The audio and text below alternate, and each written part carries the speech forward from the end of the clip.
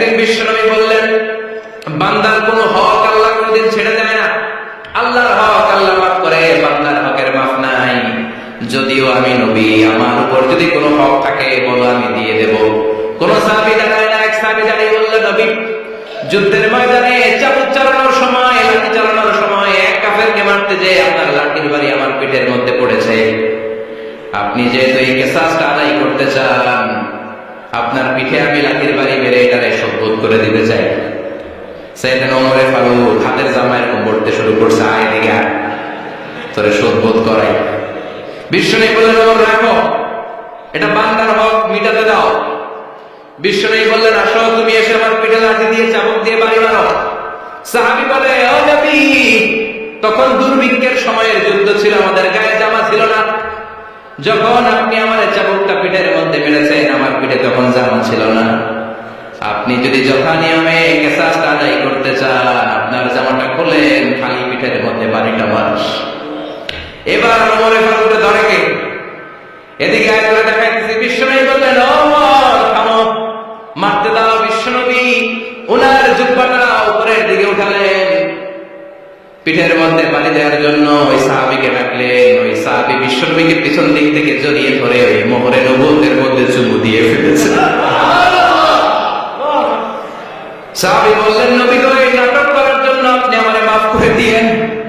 আপনি বিশ্বনবী, উদুম গায়ে আপনারে দেখা যায় না, খালি গায়ে আপনারে দেখা যায় না। শুনেছি আপনার পিঠের মধ্যে মোহরে নবুয়ত আছে। অনেক দিনের সাধনা, জল্পনা কল্পনা, আপনার মোহরে নবুয়তে আমার ঠোঁটটা লাগাবো। আপনার মোহরে নবুয়তের মধ্যে আমার ঠোঁটটা লাগে, আমার ঠোঁটটারে আমি জাহান্নাম থেকে পরিত্রাণ করাবো। এজন্য প্ল্যান প্রোগ্রাম করে এতক্ষণ আপনার জামাটা খুলতে বলেছি। আপনার উপরে আমার কোনো হক নাই। আমার আব্বা আম্মা, আমার সম্পদ, আমার জীবন আপনার জন্য কোরবান করবে। বিশ্বনবীর পিঠে বাম দিকে খাতামুন নবুওয়া ছিল, মাহরে নবুওয়া। কোন বর্ণনা এসেছে উনি এই মাহরে নবুওয়া দিয়ে পিছন দিকে দেখতেন। বিশ্বনবী যখন নামাজ পড়তেন, উনি বলতেন, ইস্তাকিমু ওয়া'তাদিলু ইয়ারহামুকুমুল্লাহ, কাতার সোজা করো, ফাঁকা জায়গা বন্ধ করে দাও। কারণ আমি সামনে যেমনি দেখি, পেছনেও তেমনি দেখি। অনেকে বলেন বিশ্বনবী পেছনে দেখতেন এই মাহরে নবুয়তের জায়গাটা দিয়ে। এটা ছিল বিশ্বনবীর behind CC camera, behind close circuit camera. আল্লাহু আকবার। বিশ্বনবী ছাড়া কোন নবীর পিঠে এরকম মাহরে নবুয়ত ছিল নাকি? কথা বলেন। এজন্য ওই নবীর গালি দিলে সহ্য হয়? কথা বলেন, সহ্য হয়? فبما رحمة من الله لنت لهم ولو كنت فظا غليظ القلب لانفضوا من حولك। আল্লাহ বললেন, নবী, আপনার হৃদয়টা বড় নরম, সফট হার্টেড মানুষ আপনি, কোমল হৃদয়ের মানুষ আপনি, খুশ মেজাজের মানুষ। বিশ্বনবী এত খুশ মেজাজের মানুষ ছিলেন, বিশ্বনবী যেখানেই যেতেন ওখানে মানুষের ভিড় হয়ে যেত। যেখানেই যেতেন পিছু পিছু লোকজন ছুটতো, কারণ খুশ মেজাজের, সফট হার্টেড, হৃদয়টা কোমল। ওনার সাথে কথাই বলতে মনে চায়, টাইম পাস করতে মনে চায়। আল্লাহু আকবার। বাচ্চাদের জন্য রহমত। ছোট বাচ্চারা বিশ্বনবীর সামনে যদি কখনো চলে আসতো, বিশ্বনবী ওনার কোমল হাতটা বাচ্চাদের মাথার মধ্যে হাত বুলিয়ে দিতে। এমন কোন বাচ্চা বিশ্বনবীর সামনে দিয়ে ক্রস করতে পারতো না যে বাচ্চার মাথায় বিশ্বনবী হাত বুলাতেন না। নাতিদেরকে অনেক আদর করতেন। হাসান আর হুসাইন রাইহানাতাইন, বিশ্বনবীর সুগন্ধি। হাসান বিশ্বনবীর কোলে উঠলে সাইয়েদনা হুসাইন কোলে ওঠার জন্য কান্না করতেন। আবার হুসাইন কোলে উঠলে হাসান কান্না করতেন। আবার সাইয়েদনা হাসান বিশ্বনবীকে ঘোড়া বানিয়ে বিশ্বনবীর পিঠের উপরে বসে বিশ্বনবীর চুল ধরে টেনে টেনে খেলা করতেন। বিশ্বনবী ঘোড়া, আর ঘোড়ার বাদশা হচ্ছে হাসান। সুবহানাল্লাহ বলবেন না? কি খুনসুটি, কি সম্পর্ক! স্ত্রীদের সাথে ভালো আচরণ, কম্প্যানিয়ন্স যারা আছে সাথীদের সাথে ভালো আচরণ, সবার সাথে ভালো আচরণ, সবার জন্য রহমত। এজন্য আল্লাহ বললেন, ওয়ামা আরসালনাকা ইল্লা রাহমাতান লিল আলামিন। I have sent you as a mercy for the entire universe. ও নবী, আপনি সবার জন্য রহমত, আপনি সবার জন্য কল্যাণ। আপনার মধ্যে রহমতের বাড়িধারা এত বেশি, আপনি হ্যাঁ বললে শরীয়তের হুকুম হালাল হয়ে যায়। আপনি না বললে শরীয়তের হুকুম হারাম হয়ে যায়। আবার আপনি আঙ্গুল তুললে 4-2 ভাগ হয়ে যায়। জমিন থেকে পা তুললে আপনি আকাশে মেরাজে চলে যান। কি স্ট্যাটাস! কুড ইউ ইমাজিন কি স্ট্যাটাস আল্লাহ ওনাকে দিয়েছে? উনি হ্যাঁ বললে এটা হালাল, কারণ কোনটা হালাল কোনটা হারাম এটা ওনার কাছ থেকে জেনেছে। উনি যদি বলে ইয়েস, করতে পারবে না, হালাল, কোটি কোটি মানুষের জন্য পারমিসিবল, লিগাল। উনি যদি বলেন নো, আমাদের সবার জন্য এটা হারাম, কোটি কোটি মানুষ আর করতে পারবো না। আবার উনি আঙ্গুল তুলেছেন, 4-2 ভাগ হয়েছে, পা তুলেছেন, মেরাজে চলে গিয়েছে। আল্লাহু আকবার। তার মানে এমন নবী যে নবীর হাত এবং না এগুলো শরীয়তের দলিল, ঠিক কিনা? এ নবী এমন নবী, এ নবীরে বাদ দিলে কোরআন বোঝা যায় না, এ নবীরে বাদ দিলে হাদিস বোঝা যায় না, এ নবীরে বাদ দিলে নামাজ বোঝা যায় না, ঠিক কিনা? কারণ কেমন করে নামাজ পড়তে হবে এই নবী আমাদেরকে হাতে কলমে শিখিয়েছে। সাল্লু কামা রাআইতুমুনি উসাল্লি, আমি যেমনি সালাত পড়ি তেমনি পড়ো। বিশ্বনবী যেমন শিখিয়েছেন তার বাইরে অন্য কোন নিয়মে সালাত পড়লে হবে নাকি? কথা বলেন। ফজরের সালাত 2 রাকাত, আপনি যদি পড়েন 3 রাকাত, কবুল হবে নাকি? 4 রাকাত পড়লে, 6 রাকাত, 12 রাকাত এরকম পড়লে মাইরা সারা নাই, কবুল হবে না। অনেক বেশি করেছেন, সময় দিয়েছেন বেশি, কবুল হবে না। কেননা বিশ্বনবী যেভাবে শিখিয়েছে ওইভাবে করেন নাই তো, ঠিক কিনা?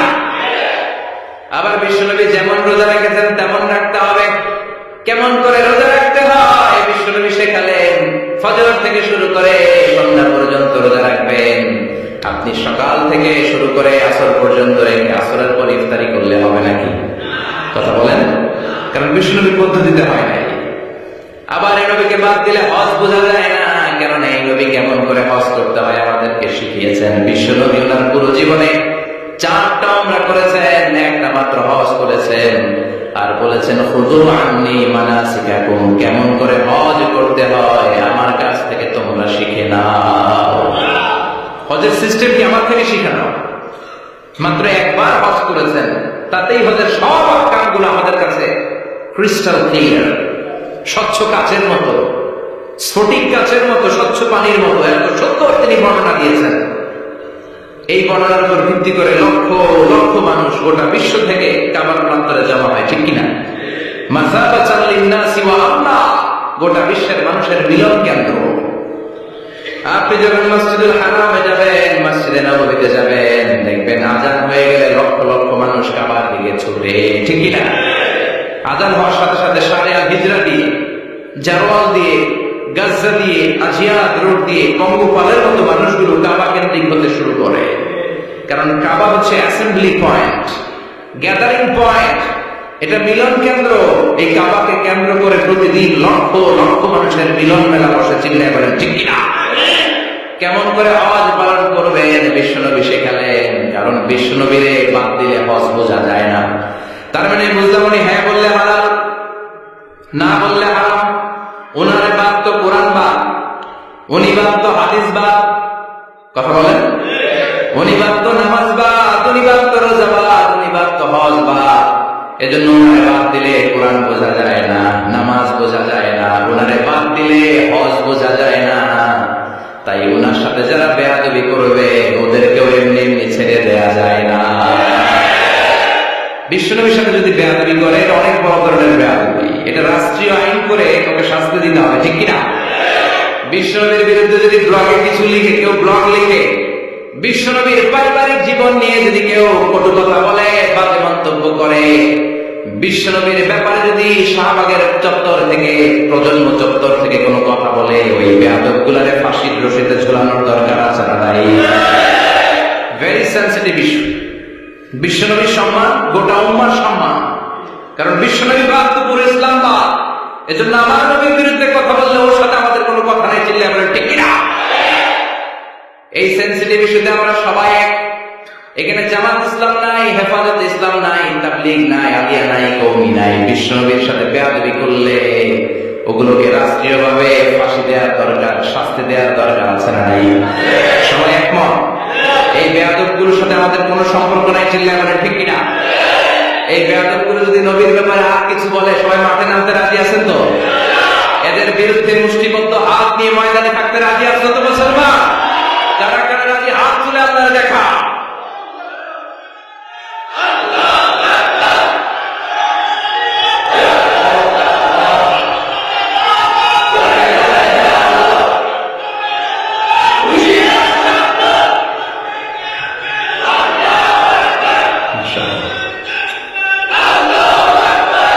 আল্লাহ তুমি কবুল করো। বিশ্বনবীর ভালোবাসা যেন আমরা অন্তরে রাখতে পারি, তুমি তৌফিক দাও। বিশ্বনবীর অনুসরণ এবং ভালোবাসা ছাড়া আল্লাহকে পাওয়া যাবে? আল্লাহকে যে পাইতে চাই হাজরাতের অনুসরণে, আরশ কুরসি লৌহ কালাম না চাইতে পেয়েছে সে, হাজরাতের অনুসরণে আরশ কুরসি লৌহ কালাম না চাইতে পেয়েছে সে। সুবহানাল্লাহ। এজন্য আল্লাহ বললেন, নবী আপনাকে আমি গোটা বিশ্বের মানুষের জন্য রহমত করে পাঠালাম, আবার আপনার চরিত্রটা গোটা বিশ্বের মানুষের জন্য আমি মডেল করে দিলাম। আল্লাহু আকবার। ওয়া ইন্নাকা লাআলা খুলুকিন আযীম। ও নবী, চমৎকার একটা চরিত্রের উপরে আমি আপনাকে প্রতিষ্ঠিত রেখেছি। And verily you are on a very good standard of character. ও নবী, আপনার চরিত্রটা বড় সুন্দর। আপনার চরিত্রের মতো গোটা বিশ্বের কারো চরিত্র হতে পারে? পা থেকে মাথা পর্যন্ত বিশ্বনবীর চরিত্রে একটা কালো দাগ বসানোর মতো ক্ষমতা কারো আছে নাকি? কারণ বিশ্বনবীর চরিত্র হলো কোরআনের চরিত্র। মা আয়েশাকে বলা হলো, মা আমাদের প্রিয় নবীর চরিত্র কেমন ছিল আমাদেরকে বলে শোনান। মা আয়েশা বললেন, ও সাহাবীরা, বিশ্বনবীর চরিত্র ছিল কোরআনের চরিত্র। কানা খুলুকুহু আল কোরআন। বিশ্বনবীর চরিত্র ছিল কোরআনের চরিত্র। পুরো কোরআনে 30 পারাতে থিওরিটিক্যালি যা বলে শোনানো হয়েছে, বিশ্বনবীর জীবনীতে চরিত্রে প্র্যাকটিক্যালি ওই সব কিছু করে দেখানো হয়েছে। পুরো কোরআনে 30 পারাতে থিওরিটিক্যালি যা বলা, বিশ্বনবীর চরিত্রে প্র্যাকটিক্যালি সেটা করে দেখানো। সুবহানাল্লাহ বাড়িতে বলেন। আবার বিশ্বনবীর আরেক স্ত্রী উম্মে সালামা বলতেন, ইনদামা ইয়ামশি রাসূলুল্লাহি আলাল আরদি কাআন্নাল কুরআনা ইয়ামশি আলাইহি। যখন বিশ্বনবী রাস্তার উপর দিয়ে হেঁটে যেত, মনে হয় কোরআন শরীফটা রাস্তার উপর দিয়ে হেঁটে হেঁটে যায়। কোরআনুল কারীম রাস্তা দিয়ে হেঁটে হেঁটে যাচ্ছে, মনে হচ্ছে যে এটা বিশ্বনবী নয়, এটা জীবন্ত কোরআন। পড়েন আল্লাহু আকবার। এজন্য এই নবীকে আল্লাহ এমন স্ট্যাটাস দিয়েছেন, পৃথিবীর কোন নবীকে তেমন স্ট্যাটাস দিয়েছে নাকি? এই নবীকে আল্লাহ এমন মর্যাদা দিয়েছে, গোটা বিশ্বের কাউকে এমন মর্যাদা দিয়েছে নাকি? এমন কিছু গুণাবলী, ক্যারেক্টারিস্টিক্স আল্লাহ বিশ্ব নবীকে দিয়েছে, পৃথিবীর কোন নবীকে সেগুলো দেয় নাই। সুবহানাল্লাহ। খুশি না বেজা? খুশি তো সবাই? কি দিয়েছেন? কি স্পেশাল এক্সট্রা স্ট্যাটাস আল্লাহ তাআলা বিশ্ব নবীকে দিয়েছেন আমরা শুনি। এক নাম্বার স্ট্যাটাস হলো সাহিবু শাক্কিস সাদার। বিশ্ব নবীর সিনা চাক হয়েছে, পৃথিবীর কোন নবীর সেটা হয় নাই। সুবহানাল্লাহ। 2 বার হয়েছে এটা বিশ্ব নবীর জীবনে। হালিমাতুস সাদিয়ার বাড়িতে যখন দুধ পান করতে গিয়েছিল তখন হয়েছিল, আবার মেরাজের রাতে হয়েছিল। উম্মে হানির ঘর থেকে চলে সাইয়েদনা জিবরাইল বিশ্ব নবীকে হাতিমে কাবায় শুইয়ে দিলেন। এরপর গলার নিচ থেকে শুরু করে নাভি পর্যন্ত বুকটা কেটে ফেললেন। বিশ্বনবীর হৃদয়টাকে বের করলেন, জামজামের পানি দিয়ে ধৌত করলেন, আবার পেটের ভেতরে হৃদয়টাকে ঢুকিয়ে দিলেন। দিস ইজ কল্ড শাক্কে সাদার। উর্দু ফার্সিতে বলে সিনা চাক, ইংরেজিতে বলে ওপেন হার্ট সার্জারি। সুবহানাল্লাহ বলবেন না? আমাদের অনেকের ওপেন হার্ট সার্জারি হয় না, গলা থেকে নাভি পর্যন্ত কাটা, সেলাই করে দিলে আবার বাঁচে। এটা বিশ্বনবীর সিনা চাক থেকে আবিষ্কার হয়েছে। পড়েন আল্লাহু আকবার। যে সমস্ত সাহাবারা বিশ্বনবীকে খালি গায়ে দেখেছে, উদম গায়ে দেখেছে, তারা বর্ণনা করেছে 2টা কাপড় মাঝখান দিয়ে সেলাই করলে যেমনি দাগ দেখা যায়, আমরা বিশ্বনবীর গলা থেকে নাভি পর্যন্ত এরকম সেলাইয়ের দাগ দেখতে পেয়েছি। শাক্কুস সাদার, special status of the last Messenger Muhammad সাল্লাল্লাহু আলাইহি ওয়াসাল্লাম। আর কোন নবীকে আল্লাহ এটা দেয়নি। খুশি না বেজা? আবার উনি হলেন সাহিবুল মেরাজ। ওনার মেরাজ হয়েছে, আর কোন নবীর হয়েছে নাকি? কথা বলেন। বিশ্বনবীর হৃদয়টা বড় ভাঙা, কলিজার টুকরা স্ত্রী খাদিজা নাই, যাকে সবচেয়ে ভালোবাসতেন, সবচেয়ে প্যার করতেন, যাকে মাহাব্বত করতেন।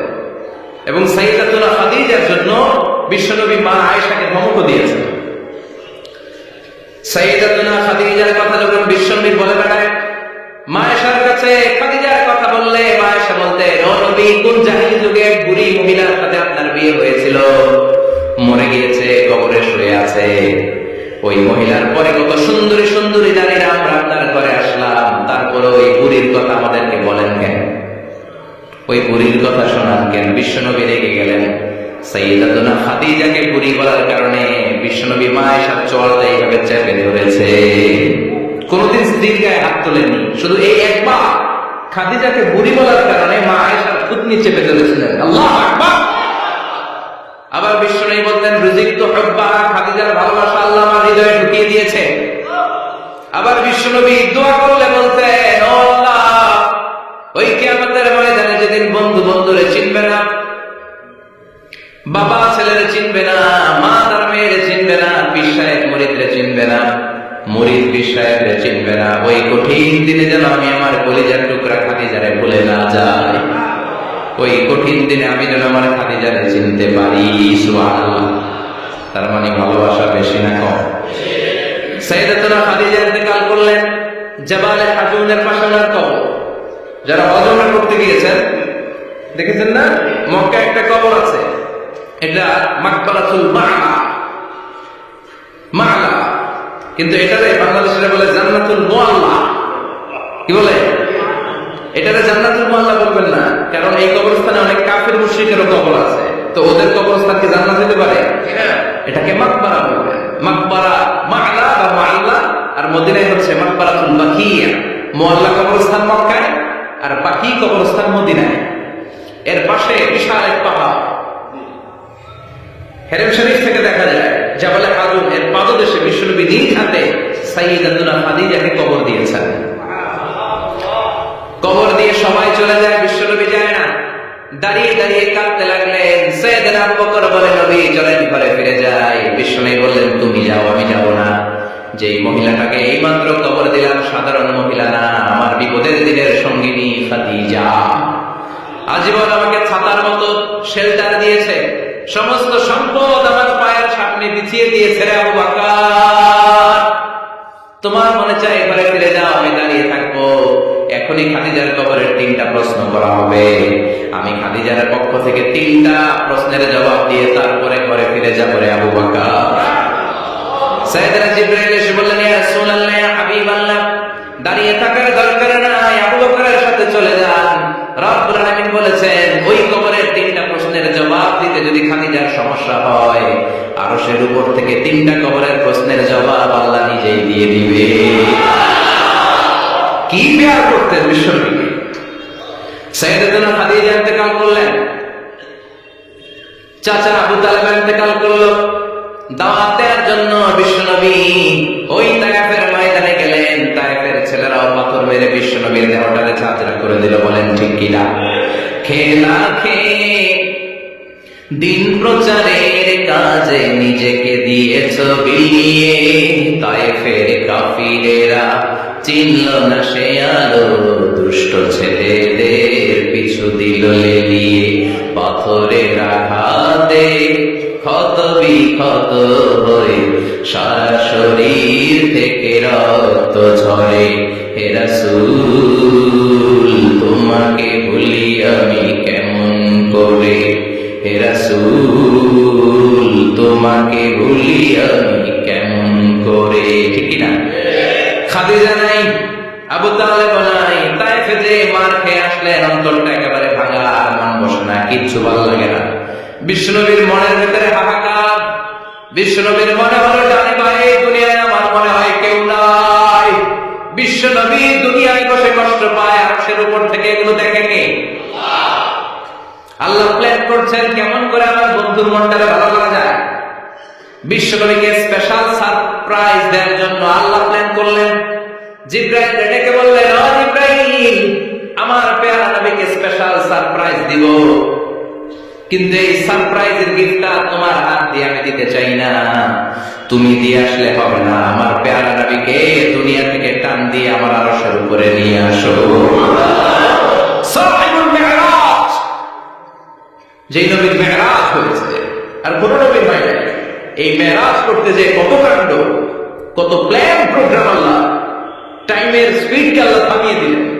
মক্কা থেকে উঠিয়ে বিশ্বনবীকে এক মরুভূমিতে রাখা হলো রাতে। বললেন দোয়া করেন। দোয়া করে বিশ্বনবী বললেন, ভাই জিব্রাইল, এটা কোন জায়গা, কোথায় দোয়া করব? সাইয়েদনা জিব্রাইল বলেন, নবী, কিছুদিন পরে এই জায়গায় আপনি হিজরত করে আসবেন, এই জায়গার নাম ইয়াসরিব, মদিনা। দোয়া করলেন। আবার সেখান থেকে তুলে পাহাড়ে রাখা হলো, নবী দোয়া করেন। দোয়া করে নবী বললেন, এটা কোন পাহাড়, অন্ধকার, আমি তো কিছু চিনি না। সাইয়েদনা জিব্রাইল বললেন, নবী, এটা সাধারণ পাহাড় নয়, এই পাহাড়ের কথা আল্লাহ কোরআনে বলেছেন, এই পাহাড়ের কসম আল্লাহ কোরআনে খেয়েছেন। এই পাহাড়টা হলো আপনার ভাই মুসার পাহাড়, তুর পাহাড়।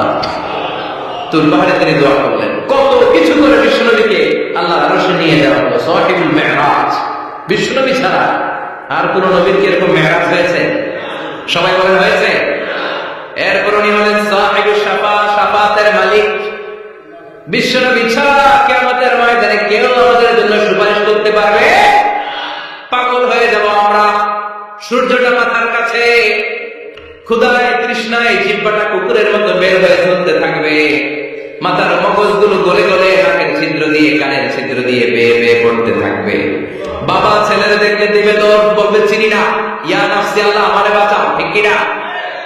পীর সাহেব মুরিদরে বলবে চিনি না, মুরিদ পীর সাহেবরে বলবে চিনি না, ভাই ভাইরে চিনবে না। সব নবী আর সব উম্মতের একটাই জিকির, ইয়া নাফসি, ইয়া নাফসি। নবীও জিকির করে ইয়া নাফসি, উম্মতও জিকির করে। সবাই সাইয়েদনা আদমকে ধরবে, সাইয়েদনা আদম বলবে আমি পারবো না। নূহের কাছে যাও, সাইয়েদনা নূহ বলবে পারবো না। ইব্রাহিমের কাছে যাও, সাইয়েদনা ইব্রাহিম বলবে পারবো না। মুসা আলাইহিস সালামের কাছে যাও, মুসা আলাইহিস সালাম বলবেন পারবো না। ঈসা আলাইহিস সালামের কাছে যাও, সাইয়েদনা ঈসা আলাইহিস সালাম বলে এত জায়গায় ঘুরে লাভ নাই, জায়গা মতো যাও মিয়া, জায়গা মতো যাও। মাকামে মাহমুদে বিশ্বনবীকে সিজদায় পড়ে থাকতে দেখবা। ওই নবী ছাড়া আজকের এই ভয়ঙ্কর আমাদের সবার বিপদের দিন। এই বিপদের দিনে আল্লাহর সামনে দাঁড়িয়ে কথা বলার মতো সাহস আজকে কারো নাই। বিশ্বনবী কাঁদতে থাকবেন, সিজদায় করে কাঁদবেন। সবার জিকির ইয়া নাফসি, ইয়া নাফসি। বিশ্বনবীর জিকির ইয়া উম্মতি। কাঁদতে কাঁদতে নবী আমার বেহুশ। সবাই বিশ্বনবীর চারদিকে দাঁড়িয়ে থাকবে গোল হয়ে। আমার নবী মাকামে মাহমুদে সিজদায় পড়ে থাকবে। বিশ্বনবীর কান্না দেখে আল্লাহর সহ্য হবে না। আল্লাহ বলবেন, না নবী, ইরফা রাসাক, মাথা উঠান। আর সইতে পারি না, সাল তুতাই বাচ্চান, কি লাগবে আপনার, সব দেব। ওয়াশফা তুশাফা, যার জন্য সুপারিশ করবেন তাকেই জান্নাত দিয়ে দেব। বিশ্বনবী বলেন, লিকুল্লি নবিয়্যিন দাওয়া মুস্তাজাবা। সব নবীর দুনিয়াতে একটা স্পেশাল দোয়া ছিল, এটাকে বলে দাওয়া মুস্তাজাবা। এই দোয়াটা করলেই কবুল করে নিয়েছে কে? আল্লাহ। সব নবীর ওই দোয়াটা দুনিয়াতেই করেছেন, শুধুমাত্র কেবলমাত্র বিশ্বনবী তার স্পেশাল দোয়াটা আজ পর্যন্ত এখন পর্যন্ত করে নাই। বিশ্বনবী বলেন, ওয়া ইন্নী আখতাবিউ দাওয়াতি শাফাআতান লি উম্মতি ইয়াউমাল কিয়ামাহ। আমি আমার দোয়াটা, আমি আমার স্পেশাল সাপ্লিকেশনটা কিয়ামতের দিন কঠিন মুসিবতের কালে তোমরা যখন বিপদে পড়ে যাবা, আমার স্পেশাল দোয়াটা ওই দিন করে আমি তোমাদের সুপারিশ করে জান্নাতে পাঠায়া দেব। সাহিবুশ শাফাআত। বিশ্বনবী ছাড়া কথা বলার মতো ক্ষমতা, স্পর্ধা, সাহস সেদিন কারো থাকবে না। চিৎকার করে বলেন ঠিক কিনা? আবার উনি সাহিবুল কাউসার, উনি কাউসারের মালিক। আল্লাহ ওনাকে কাউসার দিবেন। অন্য নবীদেরও দিয়েছে না? কথা বলেন, কাউসার দিয়েছে। কি মজার পানি, আহলা মিনাল আসাল, মধুর চাইতেও মিষ্টি। সুইটার দেন হানি, মধুর চাইতেও মিষ্টি। আবরাদু মিনাস সাল, বরফের চাইতেও ঠান্ডা। আবিয়াদু মিনাল লাবান, দুধের চাইতেও সাদা। এক ঢোক যে পান করবে আজীবনের জন্য তৃষ্ণা চলে যাবে। সাহিবুল কাউসার, তৃষ্ণার চোটে আমরা পাগল পারা হয়ে বিশ্বনবীর কাউসারের দরবারে যাব। বিশ্বনবী পেয়ালার মধ্যে করে করে আমাদেরকে কাউসার পিলাবেন। এই কাউসারের ক্ষমতাও রব্বুল আলামিন পৃথিবীর কোন নবীকে দেন নাই। সব নবীরাও বিশ্বনবীর কাছে চেয়েছে কাউসার সেদিন খাবে। সুবহানাল্লাহ বলবেন না? সাহিবুল কাউসার, সাহিবুল মিরাজ, সাহিবুল শাফাআহ, সাহিবুল মাকাম আল মাহমুদ। আজানের পরে দোয়াতে বলেন আতি মুহাম্মাদিনিল ওয়াসিলাতা ওয়াল ফাদিলা ওয়া বা'আথু মাকাম মাহমুদা। ও আল্লাহ, আমার নবীর আপনি মাকামে মাহমুদ দেন। মুফাসসিরিন ইকরাম, মুহাদ্দিসিন ইকরাম এই মাকামে মাহমুদ কি এটার ব্যাখ্যা করতে যে হয়রান হয়েছেন। কেউ বলেছেন কিয়ামতের ময়দানে বিশাল একটা সিংহাসন, কেউ বলেছে জান্নাতের মধ্যে একটা সিংহাসন, কেউ বলেছে না না আমার আল্লাহর আরশের পাশে স্পেশাল একটা জায়গা আছে, ওই জায়গাটার নাম হলো মাকামে মাহমুদ। ওখানে বিশ্বনবী বসে। এই নবীর সাথে কারো স্ট্যাটাসের কোনো তুলনা চলে? কথা বলতে হবে। এই নবীর গালি দিলে কলিজা আগুন লাগে না? এই নবীর বিরুদ্ধে কথা বললে মুসলমান সইতে পারে? এমন স্ট্যাটাস আল্লাহ বানালেন, এত মর্যাদা আল্লাহ দিলেন, এত সম্মান দিলেন, গোটা বিশ্বের কোন নবীরে দেয় নাই। আবার বিশ্বনবী বলতেন নুসিরতু বির-রু'বি মাসিরাতা শাহর, আমাকে আল্লাহ ভয় দিয়ে সাহায্য করেছেন। আমি যেই জায়গায় দাঁড়িয়ে থাকি আমার ডানে বায়ে সামনে পেছনে 1 মাসের জায়গা পর্যন্ত কোন কাফির আমার সামনে আসতে পারে না ভয়। 1 মাসের জায়গা পর্যন্ত কোন কাফির যদি দাঁড়ায় থাকে বিশ্বনবীর জন্য ভয় তার কলিজায় দুঃখকারী শুরু হয়ে যায়। ধরেন আমি ওনারে ভয় পাই, কাছে আসলে না ভয়, দূরে গেলে তো আমি পাবো, ঠিক কিনা? উনি আছে কোম্পানিগঞ্জ বাজারের দিকে, আমি এদিকে, আমি পালন স্বাস্থ্যের সমস্যা নাই, ঠিক কিনা? কারণ কাছে নাই। কিন্তু বিশ্বনবী এমন পাওয়ারফুল ছিলেন, কাছে আর দূরে কোনো কথা না, ডানে বায়ে সামনে পেছনে 1 মাসের দূরত্ব। এই লোকেশনের মধ্যে যদি কোনো কাফির মুশরিকের ঠান্ডা বাচ্চা থেকে থাকে, বিশ্বনবীর ব্যাপারে ভয় তাদের অন্তরের মধ্যে ঢুকিয়ে দেয় কে? এজন্য বিশ্বনবীর সাথে কারো মর্যাদার কোনো তুলনা চলে? বিশ্বনবী আমাদের মডেল। আমাদের মডেল কে? কথা বলেন, সবাই বলেন। আপনাদের মনোযোগ আছে না গেছে? জিমাই করতেছেন মনে হয়? এটা কিন্তু ক্লাস। আমি সবসময় বলি আমার আলোচনা ক্লাসের মতো মনে করবেন, because I consider all the sitting person in front of me, beside me as a student. আমি যখন কথা বলি সবাইকে আমি স্টুডেন্ট ভাবি, আমাকে শিক্ষক ভাবি। আমার আগে যিনি কথা বলেছেন তখন উনি ছিলেন আমাদের শিক্ষক, আমার পরে কেউ বললে উনি শিক্ষক, আমরা ছাত্র, ঠিক কিনা? কোরআনের ছাত্র হয়ে বাঁচলেও লাভ, মরলেও লাভ, ঠিক কিনা? হাতি মরলেও লাভ টাকা, ঠিক কিনা? কোরআনের স্টুডেন্ট বাঁচলেও লাভ, কোরআনের ছাত্র হয়ে মরলেও। এজন্য শেষ পর্যন্ত মনোযোগের সাথে কথাগুলো শুনতে হবে জীবন পরিবর্তন করার জন্য। রাজি আছেন তো? ঘুমে ধরা নেই তো? কষ্ট হলে আমাকে জানাবেন। কষ্ট হচ্ছে না তো? তাকবীর পড়েন, লিল্লাহি তাকবীর, লিল্লাহি তাকবীর। বিশ্বনবী আমাদের মডেল, ঠিক কিনা? সবাই একমত? দ্বিমত নাই কেউ? অন্য কেউ আমাদের মডেল নেই? শাহরুখ খান, আমির খান, সালমান খান, হিরো আলম। ব্যাপার কি? হিরো আলমের কথা শুনে এত হাসি কেন? মডেল না সে? কেউ আমাদের মডেল না। আমাদের মডেল হচ্ছে বিশ্বনবী, ঠিক কিনা? এজন্য আসুন বিশ্বনবীর জীবনী থেকে কিছু মেসেজ আমরা নিই, কিছু শিক্ষা আমরা নিই, যাতে করে জীবনটাকে এনলাইটেন করা যায়, আলোকিত করা যায়। আমরা মাহফিলগুলোতে এসেছি আলোকিত হতে, নাকি? আলোকিত মানুষ হয়ে ফিরে যাব। এসে কিছু স্লোগান দিব, হুজুরের চেহারা দেখবো, হুজুরের সাথে মুসাফা করার জন্য, নো নো ওয়ে। এগুলোর জন্য মাহফিল নয়। Consider this program as a class, as a seminar. স্পিকাররা আসবে, কোরআন সুন্নাহর আলোকে কথা বলবে, এগুলো আমরা শুনবো, নোট ডাউন করবো, মানার চেষ্টা করবো, ঠিক কিনা? মানতে রাজি আছেন তো? সবাই রাজি? সবাই? আল্লাহ তুমি কবুল করো। আজকে বিশ্বনবীর জীবনী থেকে 3টা কথা শুনবো। এই 3টা কথা শুনে মানার চেষ্টা করবো, তারপর আমরা একসাথে বিদায় নিব। পড়েন ইনশাআল্লাহ। প্রথমে জানবো আমার নবী দেখতে কেমন ছিলেন জানতে মনে চায় না? চাঁদের চেয়ে সুন্দর ছিলেন, ঠিক কিনা?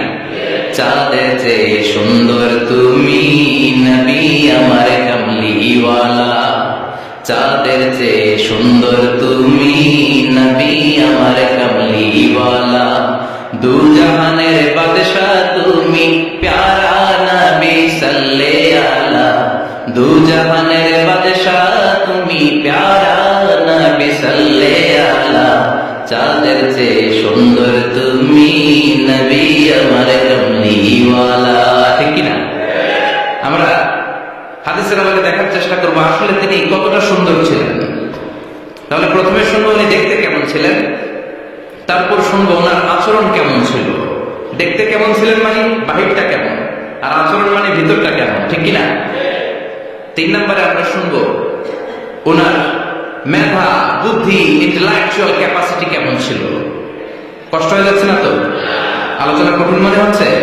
তাহলে প্রথমে শুনবো ফিজিক্যাল ক্যারেক্টারিস্টিক্স, তারপরে শুনবো বিহেভিয়ারিয়াল ক্যারেক্টারিস্টিক্স, এন্ড ফাইনালি আমরা শুনবো ইন্টেলেকচুয়াল ক্যারেক্টারিস্টিক্স। প্রথমে শুনবো দেখতে কেমন, তারপরে শুনবো আচরণ কেমন, এরপরে শুনবো বুদ্ধি কেমন। পড়ান ইনশাআল্লাহ।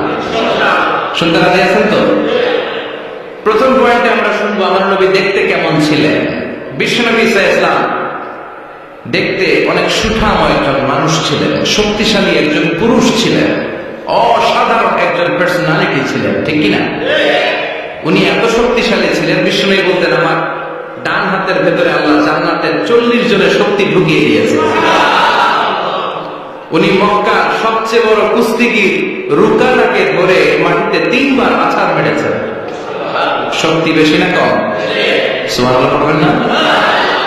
বিশ্বনবীর এই বুকটা ছিল উঁচু, পেটটা ছিল চাপা, 6 প্যাক।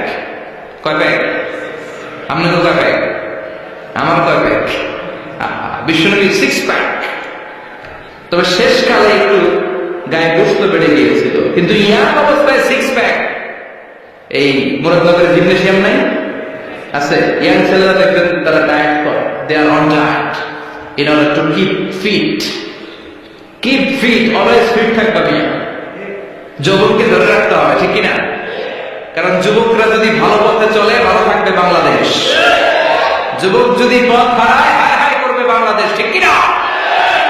যুবকদের মধ্যে আছে প্রাণ ঢালা শক্তি আর উচ্ছ্বাস, তাদের গায়ের রক্ত গরম, তারা চাইলে অনেক কিছু করতে পারে।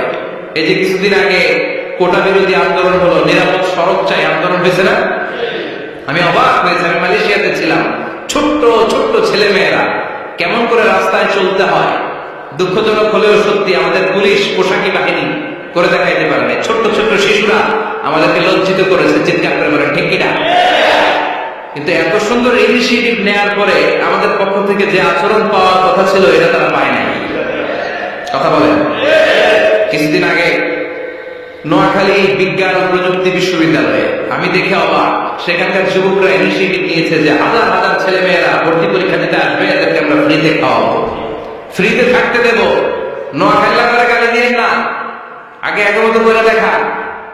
অসাধারণ কাজ করেছে, গোটা বিশ্ব দেখেছে, ঠিক কিনা? কুমিল্লার সন্তানরাও পারে, চট্টগ্রামের ছেলেরাও পারে, বরিশালের ছেলেরাও পারে। যুবকদেরকে শুধু এক হতে দেয়া দরকার।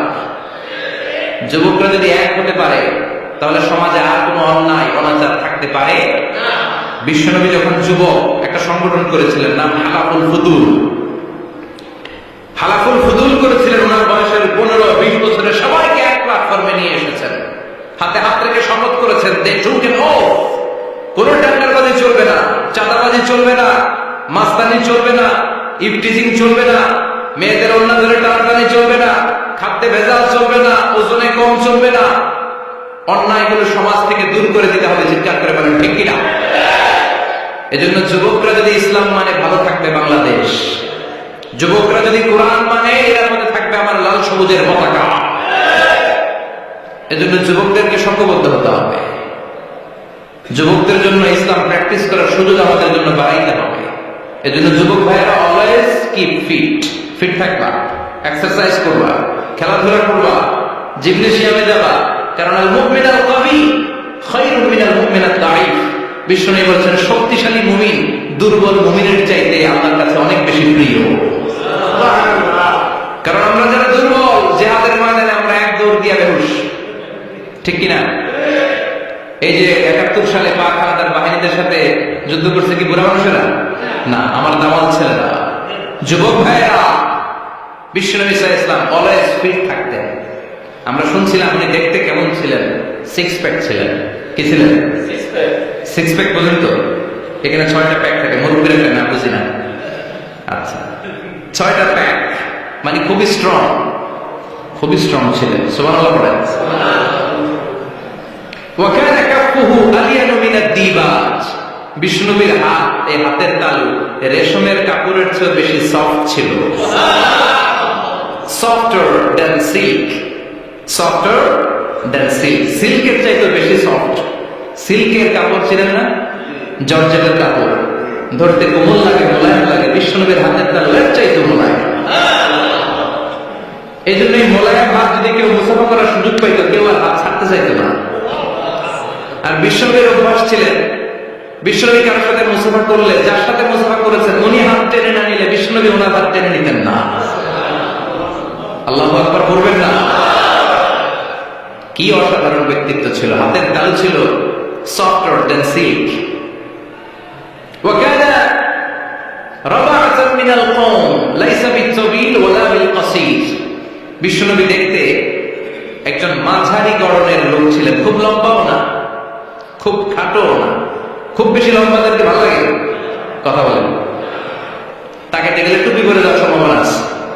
খুব খাটো যারা, এদেরকেও কিন্তু দেখতে অতটা ভালো লাগে না। বিষ্ণুনবী ছিলেন ব্যালেন্সড, মাঝারি ধরনের। লাইসা বিত-তাবিল ওয়ালা বিল-কাসীর। কিভাবে আল্লাহ চুজ করেছেন ওনার প্যারা হাবিবকে পড়েন, সুবহানাল্লাহ। ওয়া কানা আযহারাল লাউন। ফর্সা রঙের মানুষ ছিলেন, ব্রাইট কালার। কি কালার? Bright colour. সিভি যারা লিখেন, কারিকুলাম ভিটা, ওখানে স্কিন কালার লিখতে হয়। আপনি কি ফর্সা না কালো? কালো হলে ব্ল্যাক কালার, ফর্সা হলে ব্রাইট কালার।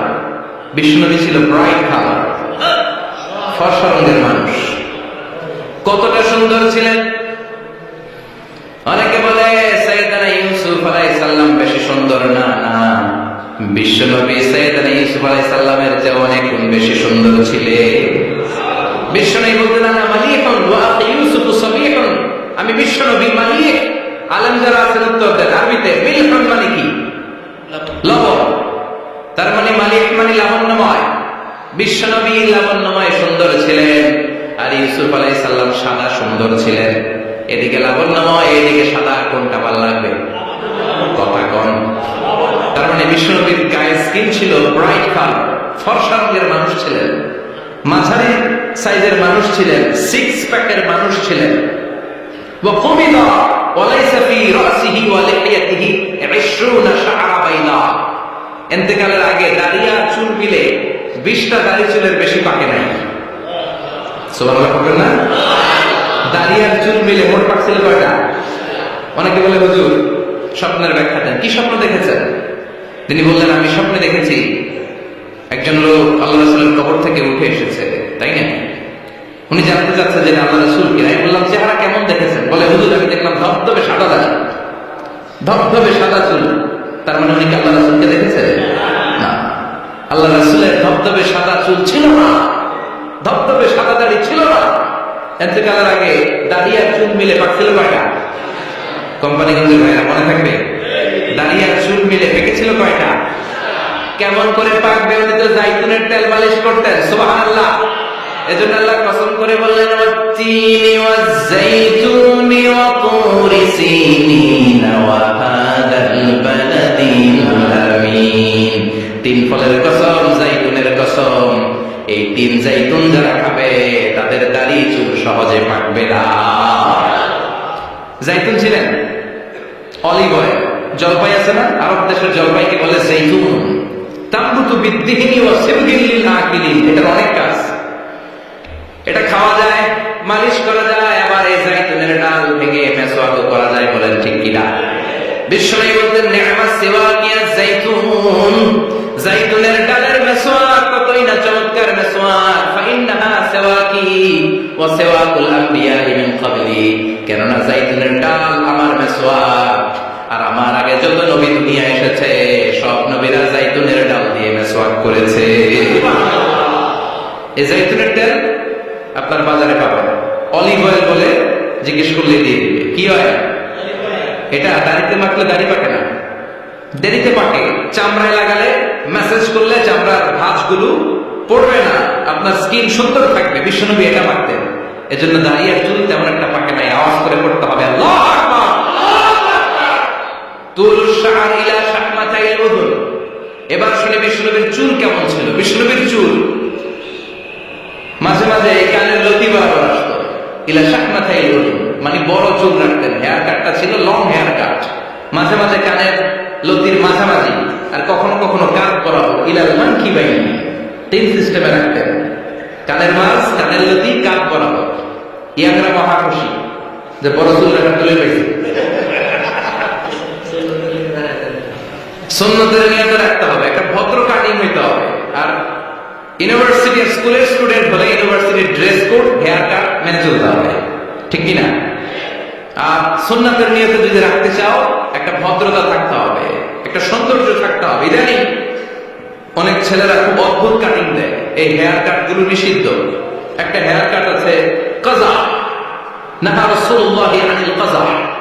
বিশ্বনবী কাজা কাটিং দিতে নিষেধ করেছেন। কাজা মানে চুলের কিছু অংশ ট্রিম করে চামড়ার সাথে লাগানো, কিছু অংশ বড় বড় এরকম আছে না? নাই, এটাকে আমি বলি ঘোড়া কাটিং। কি কাটিং? ঘোড়া কাটিং। ঘোড়ার মাথায় এরকম লম্বা চুল আছে না? নাই। কেউ যদি এখানে থেকে থাকো মাইন্ড করো না, নেক্সট ডে আর এই হেয়ার কাট নিবা না, ঠিক কিনা? কাজে আছে তো। আমার যুবকরা পছন্দ করে বেশি, আমিও পছন্দ করি ওদেরকে খুব বেশি। ওরা আমার কথা বুঝে বেশি, আমি ওদের হৃদয়ের কথা বুঝি বেশি, এজন্য এগুলো ভালোবেসে বলি। যদি কেউ নিয়ে থাকো এই নিষিদ্ধ হেয়ার কাট, সামনে আর নিবা না, ইনশাআল্লাহ বলো ইনশাআল্লাহ। ওয়াকানা ইফাররিকু বাইনা শা'রি, চুলের মাঝখানে বিশ্বনবী সিঁথি করতেন। আপনারা কাজী নজরুল ইসলামের ছবি দেখেছেন? দেখবেন যে উনি মাঝখানে সিঁথি করতেন। বিশ্বনবী এভাবে মাঝখানে সিঁথি করে সিঁথির মাঝখানে আতর ঢেলে দিতেন। কেন ঢেলে দিতেন? যেখানেই সেজদা দিতেন ওই জায়গায় আতরের ঘ্রাণে আমোদ হয়ে যেত। আরিদুস সদর, বুকটা ছিল প্রশস্ত। ওয়াকানা বাইনা কাতিফাইহি খাতামুন নবুওয়া, পিঠের মধ্যে কাযিররিল আদালা, কবুতরের ডিমের মতো একটা মাহরুন নবুওয়া ছিল। উনি যে শেষ নবী, উনি যে প্রফেট, দ্য লাস্ট মেসেঞ্জার, এটা প্রমাণ। আল্লাহ সিল মেরে দিয়েছে। বাম দিকের কানে, ডান দিকে না। কোন দিকে? সাহাবারা যারা এটা দেখেছেন তারা বলেছেন যে আমরা দেখেছি এর মধ্যে কিছু চুলও ছিল, একটু লালচে ছিল, একটু উঁচু ছিল। একদিন বিশ্বনবী বললেন, বান্দার কোনো হক আল্লাহ কোনোদিন ছেড়ে দেয় না। আল্লাহর হক আল্লাহ মাফ করে, বান্দার হকের মাফ নাই। যদিও আমি নবী, আমার উপর যদি কোনো হক থাকে বলো, আমি দিয়ে দেব। কোন সাহাবী দাঁড়ায় না। এক সাহাবী দাঁড়িয়ে বললেন, নবী, যুদ্ধের ময়দানে চাবুক চালানোর সময়, লাঠি চালানোর সময় এক কাফেরকে মারতে যে আপনার লাঠির বাড়ি আমার পিঠের মধ্যে পড়েছে। আপনি যেহেতু এই কিসাসটা আদায় করতে চান, আপনার পিঠে আমি লাঠির বাড়ি মেরে এটারে শোধবোধ করে দিতে চাই। সাইয়েদনা ওমর ফারুক হাতের জামা এরকম পড়তে শুরু করছে, আয় এদিকে আয়, তোরে শোধবোধ করাই। বিশ্বনবী বললেন, ওমর রাখো, এটা বান্দার হক, মিটাতে দাও। বিশ্বনবী বললেন, আসো, তুমি এসে আমার পিঠে লাঠি দিয়ে চাবুক দিয়ে বাড়ি মারো। সাহাবী বলে, ও নবী, তখন দুর্ভিক্ষের সময়ের যুদ্ধ ছিল, আমাদের গায়ে জামা ছিল না। যখন আপনি আমার চাবুকটা পিঠের মধ্যে মেরেছেন, আমার পিঠে তখন জামা ছিল না। আপনি যদি যথা নিয়মে কিসাসটা আদায় করতে চান, আপনার জামাটা খুলেন, খালি পিঠের মধ্যে বাড়িটা মার। এবার ওমর ফারুককে ধরে কে? এদিকে আয় করে দেখাইতেছে। বিশ্বনবী বললেন, ওমর থামো, মারতে দাও। বিশ্বনবী ওনার জুব্বাটা উপরের দিকে উঠালেন, পিঠের মধ্যে বাড়ি দেওয়ার জন্য ওই সাহাবীকে ডাকলেন। ওই সাহাবী বিশ্বনবীকে পিছন দিক থেকে জড়িয়ে ধরে ওই মোহরে নবুয়তের মধ্যে চুমু দিয়ে ফেলেছে। সাহাবী বললেন, নবী গো, এই নাটক করার জন্য আপনি আমারে মাফ করে দিয়েন। আপনি বিশ্বনবী, উজুম গায়ে আপনারে দেখা যায় না, খালি গায়ে আপনারে দেখা যায় না। শুনেছি আপনার পিঠের মধ্যে মোহরে নবুয়ত আছে। অনেক দিনের সাধনা, জল্পনা কল্পনা, আপনার মোহরে নবুয়তে আমার ঠোঁটটা লাগাবো। আপনার মোহরে নবুয়তের মধ্যে আমার ঠোঁটটা লাগে, আমার ঠোঁটটারে আমি জাহান্নাম থেকে পরিত্রাণ করাবো। এজন্য প্ল্যান প্রোগ্রাম করে এতক্ষণ আপনার জামাটা খুলতে বলেছি। আপনার উপরে আমার কোনো হক নাই। আমার আব্বা আম্মা, আমার সম্পদ, আমার জীবন আপনার জন্য কুরবান করবে। বিশ্বনবীর পিঠে বাম দিকে খাতামুন নবুওয়া ছিল, মাহরে নবুওয়া। কোন বর্ণনা এসেছে উনি এই মাহরে নবুওয়া দিয়ে পিছন দিকে দেখতেন। বিশ্বনবী যখন নামাজ পড়তেন উনি বলতেন ইস্তাকিমু ওয়া'তাদিলু ইয়ারহামুকুমুল্লাহ, কাতার সোজা করো, ফাঁকা জায়গা বন্ধ করে দাও। কারণ আমি সামনে যেমনি দেখি পেছনেও তেমনি দেখি। অনেকে বলেন বিশ্বনবী পেছনে দেখতেন এই মাহরে নবুওয়াতের জায়গাটা দিয়ে। এটা ছিল বিশ্বনবীর behind CC camera, behind close circuit camera. আল্লাহু আকবার। বিশ্বনবী ছাড়া কোন নবীর পিঠে এরকম মাহরে নবুওয়া ছিল নাকি? কথা বলেন। এজন্য ওই নবীর গালি দিলে সহ্য হয়? কথা বলেন, সহ্য হয়? আবিয়াতুল ইবিতাইন, বগল ছিল শুভ্র সাদা। আমাদের বগল কি সাদা? দুর্গন্ধ, কুৎসিত, কালো, তাই না? বিশ্বনবীটা কালো? কথা বল, শুভ্র সাদা।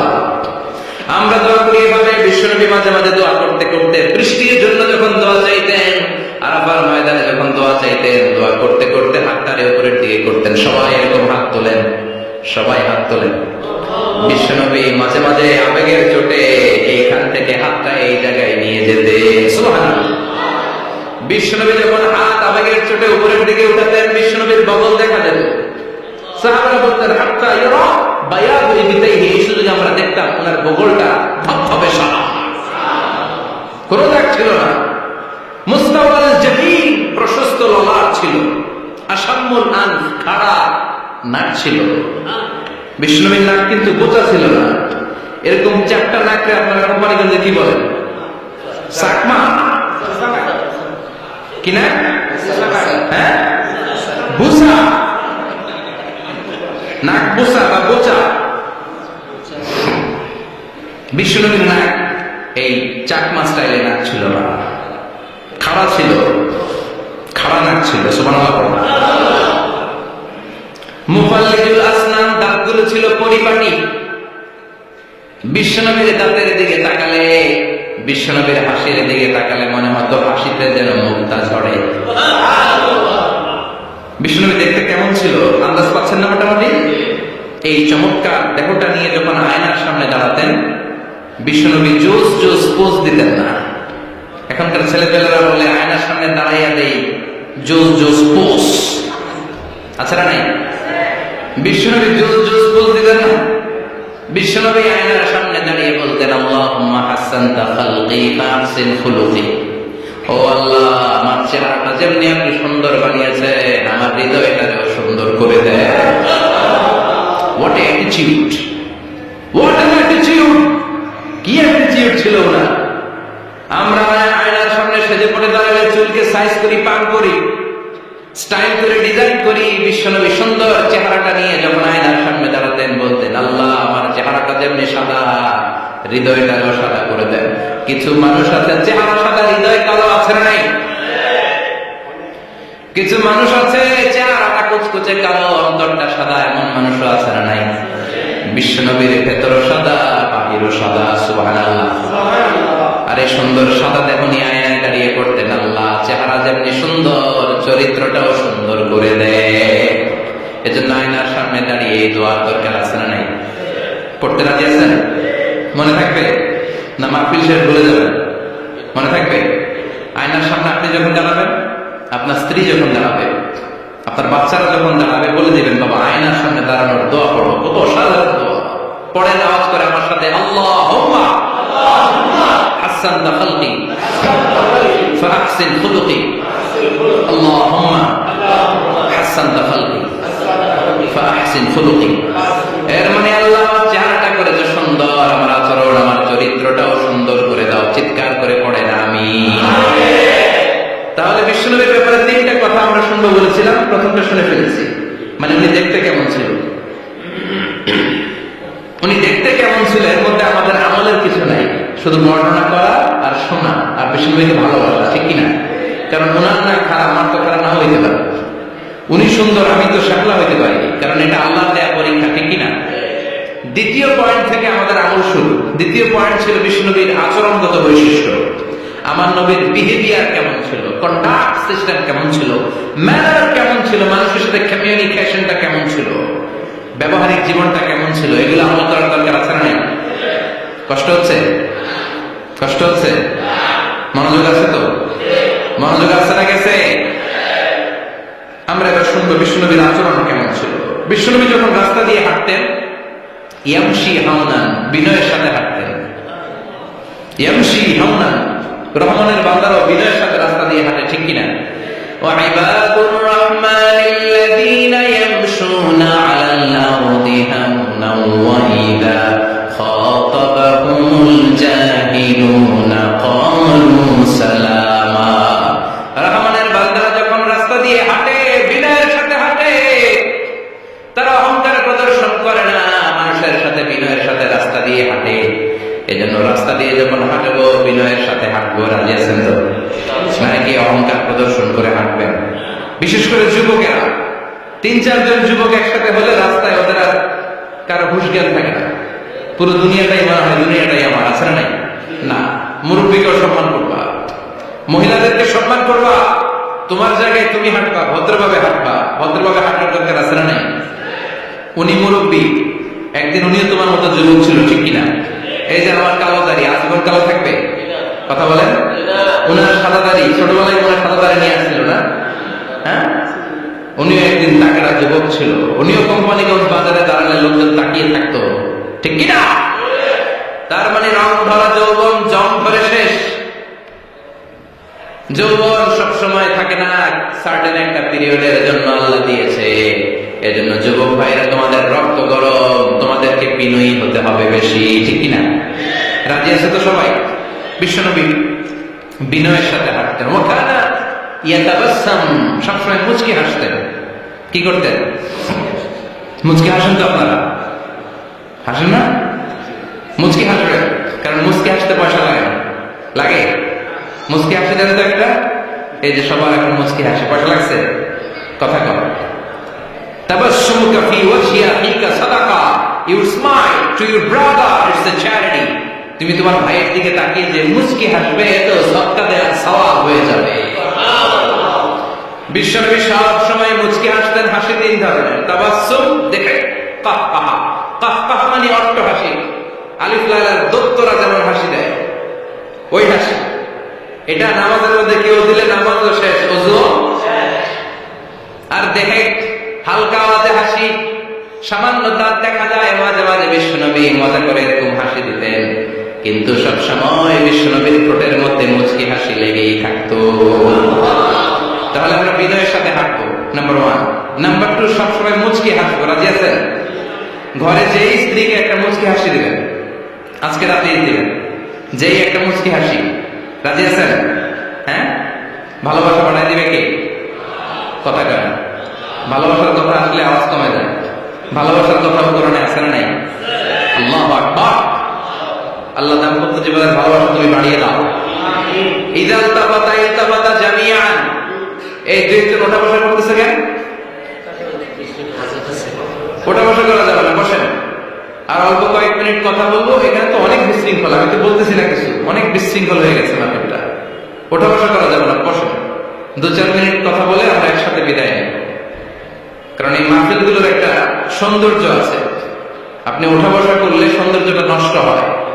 আপনি কি মনে করছেন শুধু এই মিডিয়া কর্মীরাই ভিডিও করে? ফেরেশতাদের ভিডিও নাই? ওয়া কুল্লা শাইইন আহসাইনাহু ফি ইমামিন মুবিন। ফেরেশতাদের ভিডিও ক্যামেরার নাম ইমামুন মুবিন। সুবহানাল্লাহ পড়েন। এই ইমামুন মুবিন নামক ক্যামকর্ডার, এটা দিয়ে তারা রেকর্ড করে নিয়ে যায়। এজন্য ওঠা বসা করলে সুন্দর লাগবে। কথা বলেন। আর উঠবেন কেউ? আর কয়েক মিনিট কথা বলবো, আমরা কেউ উঠবো না ইনশাআল্লাহ। বলেন ইযা ইলতাফাতা ইলতাফাতা জামিআন। বিশ্বনবীর যদি ডানে বাঁয়ে কোথাও তাকানোর দরকার হতো, উনি আর চোখে তাকাতেন না। অনেকে এইভাবে বসে আছে, ডানে এমনি তাকায়, এমনি আছে না নাই? এইভাবে এমনি তাকায়, আছে না নাই? এভাবে তাকানো যাবে না।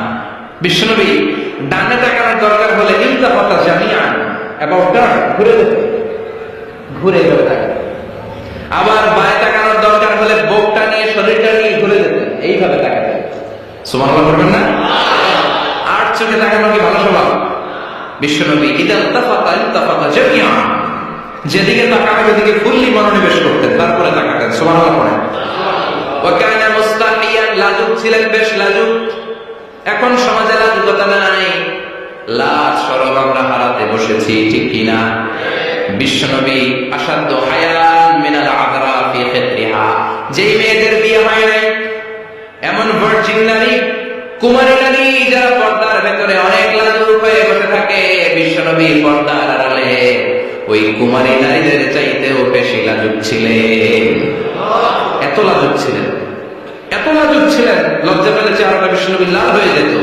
ছোট্টবেলায় হালিমাতুস সাদিয়ার বাড়িতে যখন দুধ খেতে গিয়েছিলেন, বিশ্বনবীর দুধ মা হালিমাতুস সাদিয়া বলে, এই কুরাইশি মুহাম্মদ ছেলেটাকে কখনো কাঁদতে দেখি নাই। ক্ষুধা লাগলেও কাঁদে না, ব্যথা পেলেও কাঁদে না, শুধু লজ্জাস্থানের জায়গা থেকে কাপড়টা একটু সরে গেলে ছোট্ট মোহাম্মদ চিৎকার দিয়ে ওঠে।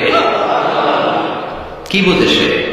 ক্ষুধা লাগলেও কাঁদতো না, ব্যথা পেলেও কাঁদতো না, লজ্জাস্থানের জায়গা থেকে কাপড় সরে গেলে বিশ্বনবী চিৎকার দিয়ে ওঠেন। সুবহানাল্লাহ পড়েন। এজন্য লজ্জা শরমের দরকার আছে না নাই? ইযা লাম তাস্তাহি ফাসনা মা শি'তা, যদি লজ্জা শরম না থাকে যা মন চায় তাই করতে পারো। এটা আমাদের বাংলাদেশে ব্যাপক। লাজ শরম কিচ্ছু নাই, যে যেটার যোগ্য না সে সেটা করতে যায়, ঠিক কিনা? এই যে হিরো আলমের মনোনয়ন নিয়ে টানাটানি, কোন লজ্জা শরম আছে? আমার যোগ্যতা থাকতে হবে না? আমাকে রাজনীতি জানতে হবে না? আমাকে যদি আজকে বলে মিজানুর রহমান আজহারী আপনি অনেক কোয়ালিফাইড লোক, আপনি কালকেই দেশের প্রধানমন্ত্রী, আমি ওই জায়গায় গিয়ে বসি, কারণ আমার নাই কোনো রাজনৈতিক জ্ঞান, নাই কোনো ডিপ্লোম্যাটিক জ্ঞান, নাই কোনো কূটনৈতিক জ্ঞান, এই কাজ আমার নয়। এজন্য লাজুকতার বড় দরকার। যেখানে যার বসা দরকার সে সেখানে যাবে। কিয়ামতের আগে যেই লোক যেই চেয়ারে বসার দরকার ওই লোক ওই চেয়ারে বসবে না। এটা হলো কিয়ামতের আলামত। জোরে কোন ঠিক কিনা? সভাপতি হওয়ার যোগ্যতা নাই, সভাপতি হয় আসরা নাই। সেক্রেটারি হওয়ার যোগ্যতা নাই, সেক্রেটারি হয়, এরকম সমাজে আসরা নাই। নেতা হওয়ার যোগ্যতা নাই, নেতা হয় আসরা নাই। সবগুলো কিয়ামতের আলামত। আমার বিশ্বনবী এমন লাজুক ছিলেন, বিশ্বনবীর মতো এমন লাজুক নবী আর কেউ ছিল নাকি? কথা বলেন। ওয়াকানা আসহাবুল মাইমানা, বিশ্বনবী ডানপন্থী ছিলেন। কি পন্থী? কি পন্থী? মুষ্টিবদ্ধ ডান হাতটাকে এরকম উপরের দিকে করেন আর চিৎকার করে বলেন, বিশ্বনবী কোন পন্থী ছিল? আমরা কোন পন্থী? জান্নাতে কারা ঢুকবে? কোন বামপন্থীর স্থানটা জান্নাতের ভেতরে হবে? চিৎকার করে বলেন, কোন নাস্তিক জান্নাতে ঢুকতে পারবে? এজন্য নবীদের মতো ডানপন্থী হতে হবে। যেরকম ঠিক কিনা? বিশ্বনবী সব ভালো কাজগুলো ডান দিক দিয়ে করতে পছন্দ করতেন। জামা পরলে ডান দিক দিয়ে, খাবার বিতরণ করলে ডান দিক দিয়ে, মুসাফা করা শুরু করলে ডান দিক দিয়ে, ডান দিক দিয়ে ভালো কাজ বিশ্বনবী পছন্দ করতেন। সুবহানাল্লাহ পড়েন। আসহাবুল মাইদানা, বিশ্বনবী মেহমানদারি করতে পছন্দ করতেন। আমরা করি তো মেহমানদারি করা? মেহমান ঘরে আসলে ভালো লাগে? খারাপ লাগে কার কার? দেখি সবার ভালো লাগে, কিন্তু আমরা অনেকে খুশি হই না। মেহমান আসলে নাখোশ হই, নিজে খাইতে পাই না। মেহমান আইসে কে? খাওয়ানো করতে, খাওয়ান নাই, যেন ও খাওয়ান বানাইছে। খাওয়ান পাঠায় কে? রিজিক দেয় কে? গোটা বিশ্বের সবাই মিলে আমরা একটা চাল বানাতে পারবো নাকি? ওমিয়া চাইনিজ চাল না, চাইনিজ ডিম না, ওগুলো সবাই পারে, ঠিক কিনা? আল্লাহর বানানো ন্যাচারাল চাল, গাছের মধ্যে হওয়া যে চাল, ধান আল্লাহ তৈরি করেছে, এরকম ধান, এরকম একটা পেয়ারা, এরকম ছোট্ট একটা কমলার টুকরা গোটা বিশ্বের সবাই মিলে বানাতে পারে নাকি? এজন্য রিজিকের মালিক কে? মেহমান আপনার রিজিকে ভাগ বসাতে আসে না, সে তো তার রিজিক নিয়ে আসে। সে আর এসে আপনার রিজিকে বরকত ঢুকিয়ে নিয়ে যায়। এখন ঠিক কিনা? কারণ আমরা বরকতে বিশ্বাসী। বরকত বিশ্বাস করেন? 5 লাখ টাকা মাসে কামায়, ডাইন হাতে বা হাতে, আছে না নাই? হালাল হারাম ইচ্ছা মতো কামায়, মাস শেষে কিচ্ছু থাকে না, এরকম টাকাই আছে না নাই? হসপিটালের একটা বিল পরিশোধ করতে 3 লাখ চলে যায়, ঋণের বোঝায় জর্জরিত, রাতে ঘুম নাই, তার মানে বরকত নাই। আরেকজনের বেতন 20,000, কয় হাজার? বাড়ি ভাড়া 6,000, বাজারে খরচ 6,000, ছেলে মেয়ের স্কুলের বেতন 6,000, বেটায় দান করে আরো 1,000, আরো থাকে। সুবহানাল্লাহ পড়েন। দিস ইজ কল্ড বারাকা। 20,000 বেতনের ভিতরে বারাকা ছিল, 5 লক্ষ ইনকাম, 1 টাকাও নাই, ঠিক কিনা? এজন্য কোটি টাকার মালিক দেখলে মনে করবেন না অনেক সুখ। এই দুনিয়ার জীবনটা ধোঁকা, মহাচ্ছন্ন হয়ে আছি আমরা। এটা ধোঁকা, এটা মরীচিকা, এটা চাকচিক্যময় একটা জায়গা। মৃত্যুর পর মনে হবে একটা দুঃস্বপ্ন ঘটেছিল আমার, বিশাল এক জগৎ পড়ে আছে সামনে। দুনিয়াটাই ধোঁকা, দুনিয়াটাই মোহের জায়গা। আমরা সবাই মহাচ্ছন্ন হয়ে আছি। দুনিয়ার উদাহরণ হলো 3টা লাশ আর 4টা স্বর্ণের টুকরার সমান। 3 জন যুবক কাজের জন্য বেরিয়েছে, প্রতিমধ্যে 4টা স্বর্ণের টুকরা পেয়েছে। যুবক কয়টা? স্বর্ণ পাইছে কয়টা? মহা খুশি, খুশিতে বাকবাকুম। 4টা স্বর্ণের বড় বড় টুকরা পেয়েছে। আমরা আজীবন খেলে বসে খেয়ে যেতে পারবো, কিচ্ছু লাগবে না আমাদের। 3 বন্ধু বলে ভাগ করি, আরেকজন বলে ক্ষুধা লাগছে। একজন যা বাজার থেকে রুটি কিনে নিয়ে আয়, খাওয়ার পরে ভাগ করবো। একজন রুটি কিনতে গেল, শয়তান 2টারে বুঝায়, ওইটারে মারতে পারলে ভাগ বটোয়ারা সহজ হবে। তোরা 2 জন স্বর্ণ 4টা, তুই নিবি 2টা, ও নিবে 2টা। হিসাব সহজ না? 2 বন্ধু প্ল্যান করছে, ওইটারে মাইরা তুই 2টা, আমি 2টা। যেটা রুটি আনতে গেছে, প্ল্যান করেছে, রুটির মধ্যে বিষ মিশায় নেই। কি মিশাবো? বিষ।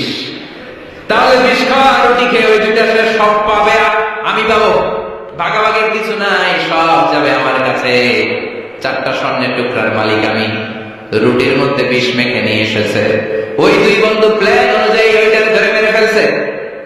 এবার মহা খুশি। এক বন্ধু কয়, এবার তো ভাগ বটোয়ারার কিছু নাই, তুই 2টা, আমি 2টা, আগে খাইয়া লইস। আগে খাওয়ার পরে 2টাও নাই। 3টা লাশ, 4টা স্বর্ণের টুকরা। এটাই তো দুনিয়ার জীবন, ঠিক কিনা? আসল জীবন কবর থেকে শুরু হবে, কারণ ঠিক কিনা? একদিন মাটির ভেতরে হবে ঘরে মন আমার, কেন বাঁধো দালান ঘরে মন আমার, কেন বাঁধো দালান ঘর, ঠিক কিনা? দুনিয়ার জীবন আসল জীবন না, এটা মরীচিকা, এটা ধোঁকা, এটা মোহ, এটা শয়তানের চাকচিক্য। আসল জীবন কবরের জীবন। আসল জীবন সামনে পড়ে আছে, জন্য বরকতে বিশ্বাস করি আমরা, ঠিক কিনা? ল্যান্ড ক্রুজার দাপিয়ে বেড়ায়, বড় বড় টাওয়ারের মালিক, অনেক সম্পদের মালিক। এটা দেখেই মনে করবেন না অনেক সুখে আছে, ঘরে যেয়ে দেখেন কোনো সুখ নাই, ঠিক কিনা?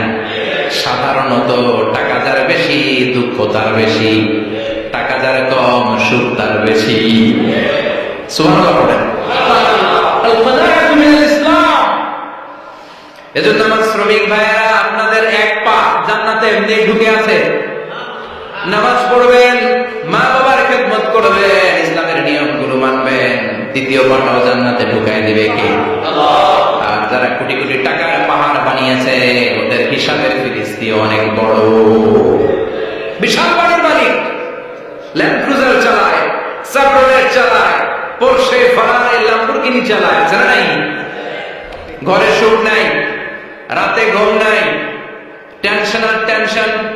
4টা ট্যাবলেট খেয়ে আধা ঘন্টা ঘুমাতে পারে না, এরকম ধনী আছে না নাই? সব ধনীর আবার এক পাল্লায় পাইবেন না।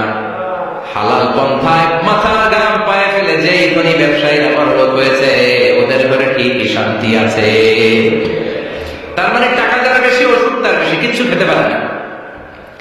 দেখবেন ধনীদের খাবারের ডায়েটে থাকে ভেজিটেবল আইটেম, ঠিক কিনা? এমনি হজম হয় না, আবার ডাক্তারের কাছে গেলে বলে কিচ্ছু খাবেন না, খালি ঘাস খাবেন। কি খাবেন? মানে ভেজিটেবল খাবেন, সবজি খাবেন, তো সুস্থ থাকবেন। আছে না নাই? ঘুম নাই, শান্তি নাই। এই যে কোম্পানিগঞ্জ বাজারের যারা কুলি মজুর শ্রমিক, এদের ঘুমে ঝামেলা আছে? কথা বলেন। ধনী পয়সাওয়ালা কোটিপতি, সে ঘুমের ট্যাবলেট খায়। ঘুমের জন্য যে ট্যাবলেট লাগে, রিক্সাওয়ালা ওইটাই জানে না, ঠিক কিনা?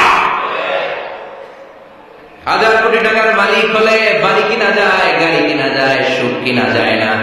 কোম্পানিগঞ্জ বাজারে সুখ বিক্রি হয় এমন দোকান আছে নাকি? কথা কম, একটাও নেই।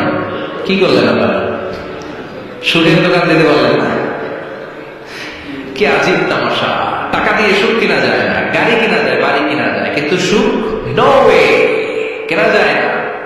টাকা হলে জাজিম কিনা যায়, বালিশ কিনা যায়, ঘুম কিনা যায় না। ঘুম কিনা যায়? ফার্মেসিতে ডাক্তারের কাছে যে যদি বলেন 2,000 টাকার ঘুম দেন, দিবে? ডাক্তার কি বলবে, দুরুমি আমারই ঘুম আসে না, তোমার আমি ঘুম বিক্রি করবো। আচ্ছা না নাই? শ্রমিক ভাই, রিক্সাওয়ালাদের ঘুমের ঝামেলা নাই, যেখানে রায় ওইখানে, যেখানে রায় ওইখানেই খায়। ওর মাথা রাখতে দেরি বিছানায়, নাক ডাকতে দেরি হয়, ওর নাকের ডাকের আওয়াজে ট্রাকের ইঞ্জিনও ফেল। ঠিক কিনা? এই জন্য আমরা বরকতে বিশ্বাসী। অল্প খাবো, অল্প পড়বো, অল্প জমাবো, বলকের ভেতরে বরকত দিয়েছে কে? এই জন্য মেহমান আসলে বিশ্বনবী খুশি হতেন, আমরাও মেহমান আসলে খুশি হব। রাজি আছি না নাই? সবাই রাজি? মেহমানদারি করাবেন তো? এরপরে বিশ্বনবী ইনসাফ করতেন। কি করতেন? ইনসাফ করতেন। বিচার করার সময় বিশ্বনবী ইনসাফ করতেন। গোটা বিশ্বকে ইনসাফ শিখিয়েছেন বিশ্বনবী। আমাদের দেশেও তো ইনসাফ হয় না? হাইকোর্টে, সুপ্রিম কোর্টে, গ্রাম্য সালিশে আছে? আছে? আহকামুল হাকিমিনের দরবারে সবগুলো বিচার আবার বসবে। চিল্লায় বলেন ঠিক কিনা? আমি দুনিয়াতে বিচারপতি বিচারের রায় দেয়, ওই বিচারপতিরও বিচার আছে না নাই? সবচেয়ে বড় বিচারপতির নাম কি? বিশ্বনবী ইনসাফ করে গোটা বিশ্বকে দেখিয়ে গেলেন কেমন করে বিচার করতে হয়। বিশ্বনবীর কাছে কখনো বিচার আসলে বিশ্বনবী দুই পক্ষের কথা শুনে রায় দিতেন। পড়েন সুবহানাল্লাহ। সব সময় দুই পক্ষের কথা শুনে রায়। এখন কি দুই পক্ষকে সমান প্রিভিলেজ দেওয়া হয়? কথা বলেন। কারণ কোরআন দিয়ে বিচার হয় না। কোরআন দিয়ে বিচার হোক আমরা চাই কি চাই না? আমার সংসদ ভবনের ভেতরে কোরআনের আইন দিয়ে সংসদ ভবন কায়েম হোক আমরা চাই কি চাই না? সেনাবাহিনীর ভেতরে দরবার হলগুলোতে যখন আলোচনা বসে কোরআন মাঝখানে থাকবে, চিল্লায় বলেন ঠিক কিনা? দেশের সবগুলো ক্যান্টনমেন্টের ভেতরে কোরআন থাকার দরকার আছে না নাই? সবগুলো আদালতের ভেতরে কোরআন থাকার দরকার আছে না নাই? কোরআনের আইন অনুযায়ী আমার দেশের সব নিয়ম কানুন চলবে আমরা চাই কি চাই না? এই কোরআনের আইনের বিরুদ্ধে যদি কোনো আইন পাস করা হয় আমরা ওই আইনের বিরুদ্ধে চিৎকার করে বলেন ঠিক কিনা? আমরা এই কোরআনের জন্য সব বাজি রাখতে রাজি আছি, আমরা জীবন বাজি রাখতে রাজি আছি, আমরা দেহের তাজা রক্ত বিলিয়ে দিতে রাজি আছি। বলেন ঠিক কিনা? কোরআনের জন্য কে কে ময়দানে থাকতে রাজি আছেন? হাত উঁচু করে আল্লাহর দেখা।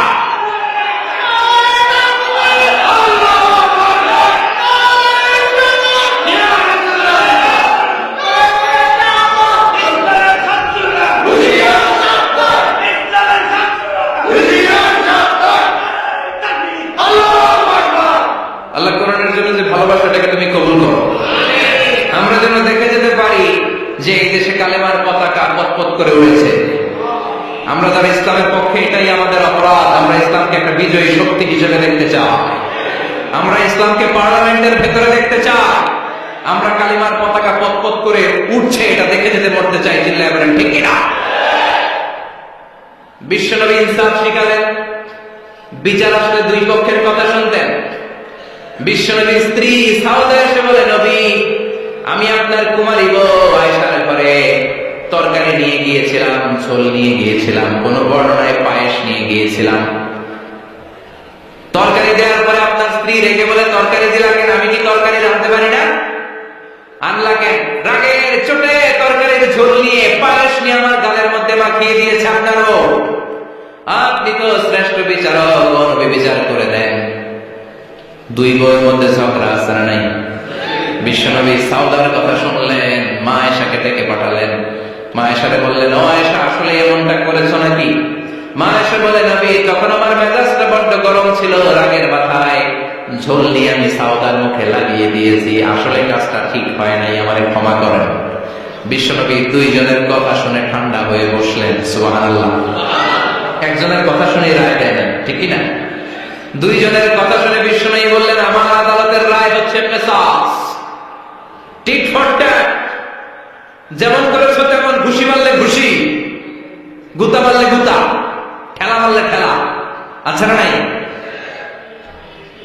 সাউদাকে যেমনি তুমি পায়েস মাখিয়ে দিয়েছ, সাউদাও পায়েসের বাটি থেকে কিছু পায়েস নিয়ে আয়েশার গালে মাখো। সুবহানাল্লাহ পড়েন। সাওদা বিশ্বনবীর রায় অনুযায়ী বাটি থেকে পায়েসের ঝোল নিয়ে মা আয়েশার গালের মধ্যে মেখে দিলেন। মা আয়েশা কি আর করবেন, হেসে দিলেন। সাইয়েদাতুনা সাওদা হাসলেন, বিশ্বনবীও হাসলেন। আরশের উপর থেকে খুশি হয়ে গেল কে? এজন্য কোরআন দিয়ে যদি, কোরআনের নিয়ম দিয়ে যদি, বিশ্বনবীর শেখানো পন্থায় যদি বিচার হয়, ওই বিচারের মধ্যে ইনসাফ থাকবে, জুলুম থাকবে না। ওই বিচারের মধ্যে কোনো স্কাইপি কেলেঙ্কারি হবে না। আমাদের টেলিফোনের ফোনালাপ ফাঁস হয়ে যায়, স্কাইপি ফাঁস হয়ে যায়, অনেক ঝামেলা হয়ে যায়, আছে না নাই? এরপরেও জনগণের চোখ খোলে না। আল্লাহ তুমি চোখ খোলার তৌফিক দাও, সহি সমঝ দান করো, পড়েন আমিন। বিশ্বনবী ইনসাফ করতেন। বনু মাখজুমিয়া গোত্রের এক মহিলা চুরিতে ধরা পড়ল। কিসে ধরা পড়ল? কথা বলেন। চুরিতে। চুরি করলে নিয়ম কি?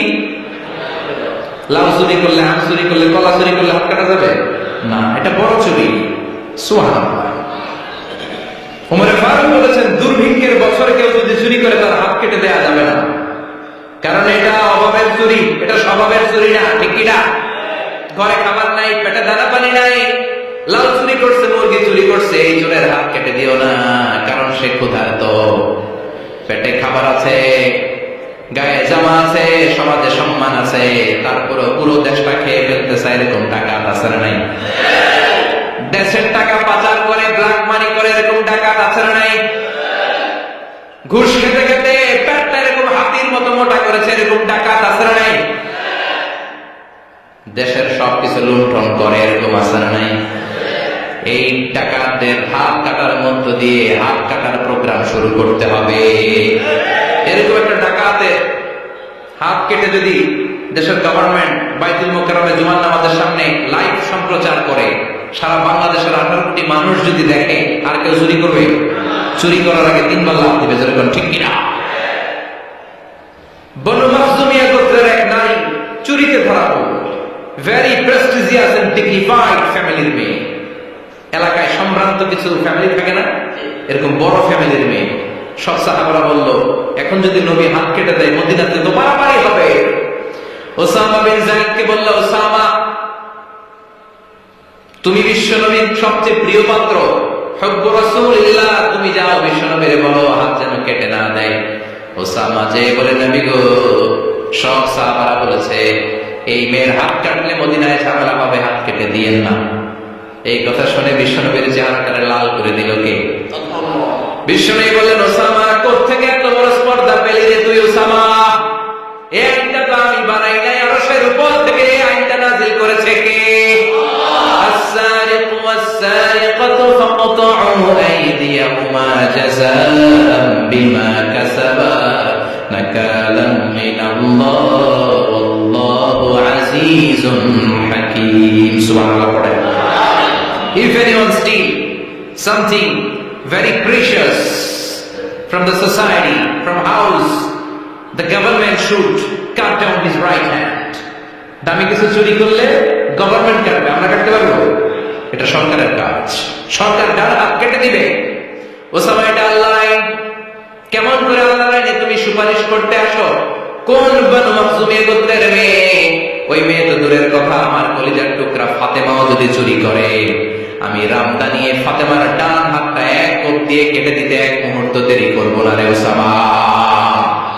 জাস্টিস, ইনসাফ শিখে না।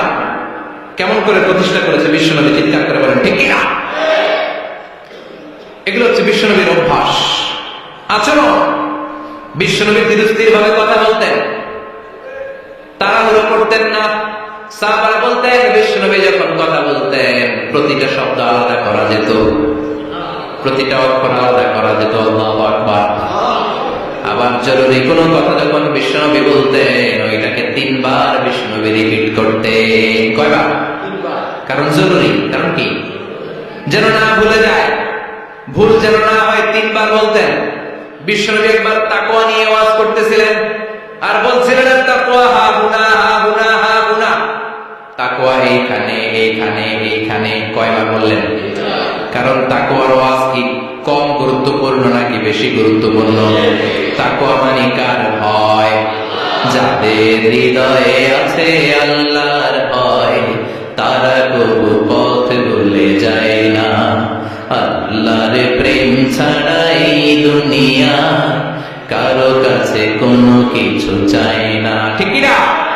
যাদের হৃদয়ে আছে আল্লাহর ভয় তারা কবু পথ ভুলে যায় না। আল্লাহর প্রেম ছাড়া এই দুনিয়া কারো কাছে কোনো কিছু চাই না। রাতের আধারে যারা সেজদাতে রয় দু চোখের স্রোতে নদী যেন বয়।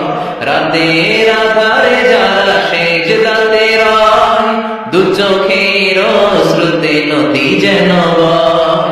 ছলনার হাসানি যতই ডাকু, ছলনার হাসানি যতই ডাকু, পেছনে ফিরেও সে তাকায় না। যাদের হৃদয়ে আছে আল্লাহর ভয় তারা কবু পথ ভুলে যায় না। আল্লাহর প্রেম ছাড়া এই দুনিয়া কারো কাছে কোনো কিছু চায় না। চিৎকার করে বলেন ঠিক কিনা? তাকওয়া আওয়াজ করলেন, তাকওয়া মানে আল্লাহর ভয়। বিষ্ণু বললেন তাকওয়া হা হুনা, তাকওয়া হা হুনা, তাকওয়া হা হুনা। তাকওয়া এই জায়গায়, তাকওয়া এই জায়গায়, তাকওয়া এই জায়গায়। যেহেতু এটা গুরুত্বপূর্ণ বিষ্ণু 3বার ইঙ্গিত করে বলেছে। সুবহানাল্লাহ। বিষ্ণু বলেন না তাকওয়া হা হুনা, তাকওয়া এইটা। বলেন না তাকওয়া হা হুনা, তাকওয়া এইটা। বলেন না তাকওয়া হা হুনা, তাকওয়া এইটা। জুব্বায় তাকওয়া, দাড়িতে তাকওয়া, টুপিতে তাকওয়া বলে নাই। তাকওয়ার আসল জায়গা হলো হৃদয়। এজন্য যাদের হৃদয়ে আল্লাহর ভয় আছে তারা কোনদিন পথ হারাতে পারে। তাদেরকে সিরাতুল মুস্তাকিমের উপর দায়েম রাখে কে? কি সুন্দর অভ্যাস ছিল বিশ্বনবীর, মানার দরকার আছে না নাই? বিশ্বনবীর আরেকটা অভ্যাস ছিল, বাসি খাবার খেতেন না, জানেন? বাসি খেতেন না, অল্প খেতেন, কিন্তু যেটা খেতেন ভালোটা খেতেন। অল্প খেতেন কিন্তু যেটা খেতেন ভালো খেতেন। মধু খেতে পছন্দ করতেন, কিন্তু মধুর মধ্যে দুর্গন্ধ একটা মধু আছে না, মাগাফির। বুখারীতে লম্বা ঘটনা, ওইদিকে যাবেন। এই মাগাফিরের মধু উনি খেতে চাইতেন না। ভালো সুগন্ধিওয়ালা মধু তিনি বিশ্বনবী খেতে পছন্দ করতেন। বিশ্বনবীর খাবারের তালিকায় সবচেয়ে পছন্দনীয় তালিকায় ছিল এই মধু। মধু খেতেন, দুধ খেতেন, খেজুর খেতেন, জব খেতেন, বার্লি খেতেন, ছাগলের বাজুর মাংস খেতে পছন্দ করতেন, সিনার মাংস। সুবহানাল্লাহ বলেন না? What a choice! কি চয়েস ছিল বিশ্বনবী! বাজুর মাংস খেতেন। বিশ্বনবী লাউ খেতে পছন্দ করতেন, লাউ। রুম্মান ফল খেতে পছন্দ করতেন, রুম্মান মানে ডালিম। রুম্মান মানে কি? ডালিম খেতে পছন্দ করতেন। মাশরুম খেতে পছন্দ করতেন। সুবহানাল্লাহ পড়েন। মাশরুমের স্যুপ পাওয়া যায় না রেস্টুরেন্টে? বিশ্বনবী বলতেন আল কামআতু মিনাল মান্নি ওয়া মাউহা শিফাউন লিল আইন। এই কামআ মানে মাশরুম ব্যাগের ছাতা, এটা হলো মান্না সালোয়ার মতো দামি খাবার। আর এই মাশরুমের স্যুপ চোখের জন্য ঔষধ। যাদের রাত কানা দিন কানা আছে, মাশরুমের স্যুপ খান, চোখ ভালো করে দিবে কে? আল্লাহ। এজন্য বিশ্বনবী যেগুলো খেত এগুলো খাওয়ার দরকার আছে না নাই? বিশ্বনবীর যে সুন্দর চরিত্র ছিল, আচরণ ছিল, এগুলো পালনের দরকার আছে না নাই? তাহলে বিশ্বনবীর 3টা কথা বলবো বলেছিলাম। প্রথম কথা ছিল দেখতে কেমন ছিল। অনেক কথা তো বলা যাবে না, সংক্ষেপে বললাম যে বিশ্বনবীর আচরণ কেমন ছিল। এখন শুনবো, শেষ কথা বলে যাই, বিশ্বনবীর ইন্টেলেকচুয়াল পাওয়ার কেমন ছিল, ওনার বুদ্ধিমত্তা কেমন ছিল। Our beloved Prophet Muhammad, the last messenger, was a very good mediator. বিশ্বনবী ভালো মিডিয়েটর ছিলেন। বিশ্বনবী ভালো মধ্যস্থতাকারী ছিলেন। ঝগড়া লাগলে মিলাই দিতে পারতেন, চমৎকার। সুবহানাল্লাহ বাড়িতে দেয়া জিমা করছেন? কষ্ট হচ্ছে? আর কয়েক মিনিট পড়বো, একটা তাকবীর দেন, লিল্লাহি তাকবীর। He was a very good mediator. মধ্যস্থতাকারী ব্যক্তিত্ব ছিলেন।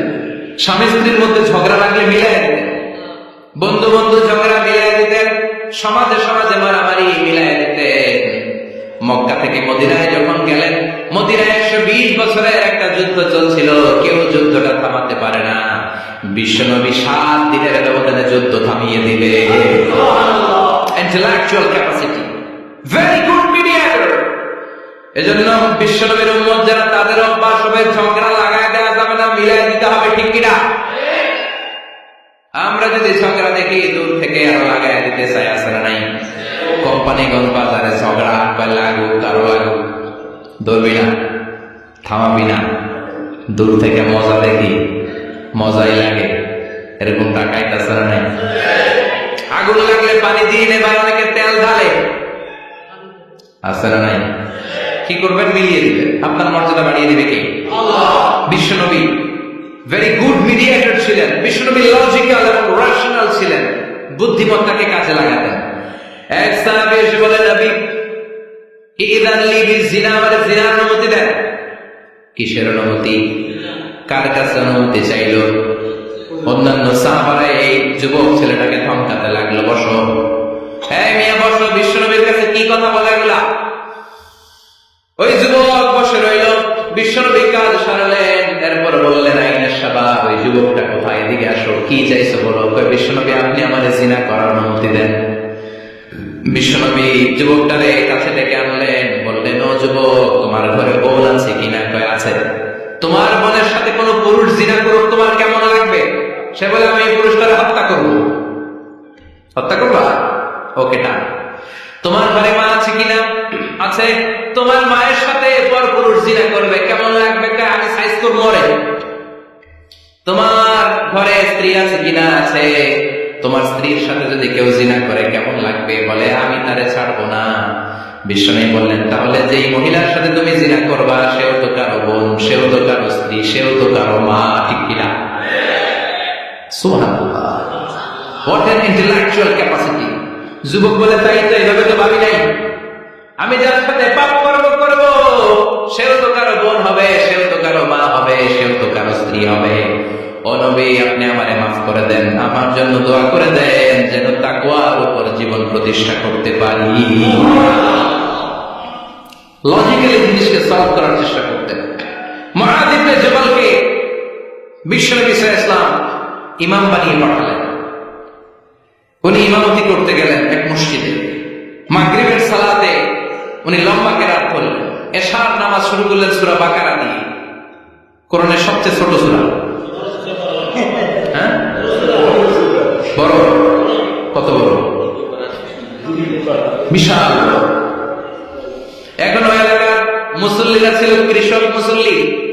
এক কৃষক মুসল্লি সাহাবী নামাজের পেছনে দাঁড়ালেন, দেখলেন বাকারা দিয়ে ধরছে, কেরাত শেষ হয় না, আর দাঁড়িয়ে থাকতে পারে না, পায়ে ব্যথা করে, পিঠে ব্যথা করে। কিছুক্ষণ পর রেগে মেগে নামাজ ছেড়ে দিয়ে বারান্দায় নামাজ পড়ে বিশ্বনবীর কাছে বিচার দিতে গেলেন। যে বললেন, নবী এমন ইমাম পাঠাইছেন এশার পরে বাকারা দিয়া। বিশ্বনবীকে সর্বনাশ, মস্ত বেজাল লাগে ফেলতেছে, ডেকে পাঠালেন। সহিহ বুখারীর বর্ণনা। বিশ্বনবী বললেন, হোয়াট আর ইউ ডুইং দেয়ার? কি করছো তুমি সেখানে? আফাজানা তাইয়া মুআয, ও মুআয, তুমি কি ফিতনা বাজাও নাকি? তুমি কি ফিতনা ছড়াচ্ছ নাকি? খেটে খাওয়া মানুষ, কৃষক মানুষ, মাঝারি সাইজের কত সুন্দর সূরা আছে, ওয়াদ-দুহা ওয়াল-লাইলি ইযা সাজা, আল কারিআতু মাল কারিআ, আসনানাই, আলহাকুমুত তাকাসুর, আসনানাই, এগুলো দিয়ে না পড়ে বড় বড় সূরাতুল্লাহ কেন্দ্রে মুআয, আফাজানুন আনতা ইয়া মুআয, তোমারে কি আমি অ্যাপয়েন্টমেন্ট দিছি তুমি ফিতনা বাজাবা? খবরদার মুআয, ইয়াসসিরু ওয়ালা তুআসসিরু, ইসলামকে মানুষের কাছে সহজ করে উপস্থাপন করবা। বাশশিরু ওয়ালা তুনাফিরু, ইসলামকে এমন ভাবে উপস্থাপন করবা না যে তোমার কথা শুনে মানুষ দিন থেকে ভেগে ভেগে যায়। তাহলে এই দায়ভার ইসলামের নয়, এই দায়ভার কর্তব্য তোমার কাঁধের উপর চিৎকার করে বলেন, ঠিক কিনা? আমাদের মধ্যে অনেকে ইসলামকে অনেক কঠিন করে ফেলে, মানুষকে আশার বাণী শোনায় না, কই এমনি না বললে আপনার বাদ, আপনি বেদাত করছেন, আপনি শিরক করছেন, আপনার কিচ্ছু হবে না। যারা বলে কিচ্ছু হবে না, সে বলে আমার যেহেতু কিচ্ছু হবে না, তোর কথা শোনার আমার দরকার নাই। যে আমার আশার বাণী শোনায় আমি তার কাছে যাই, ঠিক কিনা? এই জন্য সহিহ ইসলাম আপনি প্রচার করবেন, but your approach should be very flexible. 70 বছর যেটা চালু আছে আপনি একদিনে উঠিয়ে দিতে পারবেন? It's not a logical approach. বিশ্বনবীর অ্যাপ্রোচ, বিশ্বনবীর রাশনাল ক্যাপাসিটি এমনটা ছিল না।